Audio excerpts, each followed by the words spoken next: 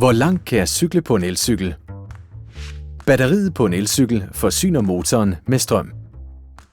Batterikapaciteten afgør, hvor langt du kan cykle med trædeassistance, det vil sige rækkevidden. Hvilken rækkevidde, der passer til dit behov, afhænger af, hvordan du vil bruge cyklen.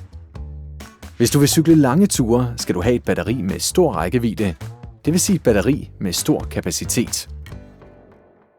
Hvis du typisk cykler korte ture, kan du klare dig med en kortere rækkevidde. Og batteriet kan altid genoplades i en almindelig stikkontakt. Et batteris rækkevidde er et cirka-mål. Hvor langt du faktisk kan cykle på en elcykel, afhænger af en række faktorer. For det første med hensyn til den trædeassistance, du vælger. Den højeste indstilling bruger mest strøm. Det afhænger også af, hvor meget du har med på cyklen, eller hvor meget du cykler op ad bakke, og om det er koldt eller varmt udenfor. Så din måde at bruge cyklen på er vigtig, og derfor bør du spørge forhandleren til råds. Vil du vide, hvilken rækkevidde der passer til dit behov? Tag hen til din lokale gazelleforhandler og få en prøvetur.